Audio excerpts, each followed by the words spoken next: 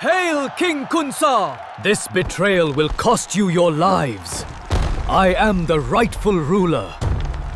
Your reign is over, Kunsa. Step down now! My sons, how can you do this? We are taking what is rightfully ours.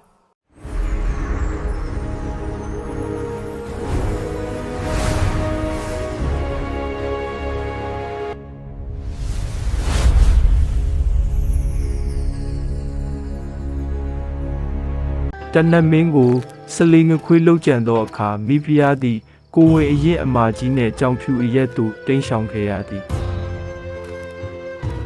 အရွယ်ရောက်လာသောကွန်းစော်သည်မိမိ၏မင်းမျိုးမင်းနွယ်အရင်အမြစ်ကိုသိရှိခဲ့သည်သူ၏ရင်ထဲတွင်ခမဲတော်၏အရိုက်အရာကိုပြန်လည်ရယူရန်စိတ်သက်များတက်ကြွနေခဲ့သည်သူရင်တောင်သို့အသွားလန်ခီတနေရလူသူကင်းမဲ့ချိန်တွင်အဖိုးတကေယောက်ကကွန်းစော်ထံသို့ချင်းကပ်လာသည်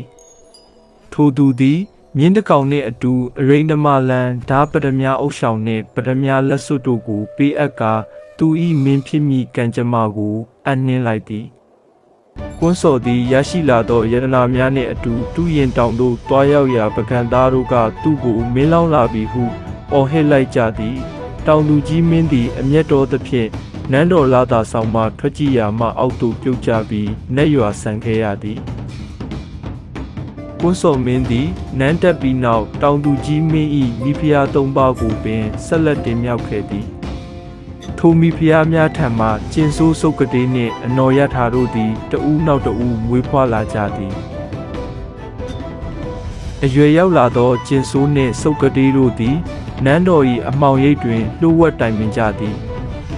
ခမဲတော်ကိုနန်းချနိုင်ရန်အတွက်ကြောင်းဖြူဆောက်လုပ်ကာရေဆက်ချအလူ၌ထောင်ချောက်ဆင်ရန်အကွက်ချကြသည်ကြောင်းဖြူသို့ရောက်သောအခါသတင်းသုံးမိပုဂ္ဂိုလ်ကိုမတွေ့ရသဖြင့်မင်းကြီးကမေးမြန်းသည်ထိုအခါကျင်ဆိုးနှင့်စုပ်ကလေးတို့ကမင်းကြီးပင်သတင်းသုံးရမည်ဟုဆိုကာဖန်ဆီးပြီးယဟန်ပေးပြုရန်ချိန်ချောက်ကြသည်ခမဲတော်ကွန်းစော်မင်းသည်နန်းကြခဲ့ရပြီးယဟန်ဝိဖြင့်သာဘဝကိုအဆုံးသတ်ခဲ့ရသည်ဤဖြစ်ရသည်ပကံထီးနှန်း၏မတည်ငြိမ်မှုများကိုပြသနေပြီးမကြာမီပေါ်ပေါက်လာမည့်အနော်ယထာမင်းစော၏ခေတ်သစ်အတွက်အစပြုခြင်းပင်ဖြစ်ပေသည်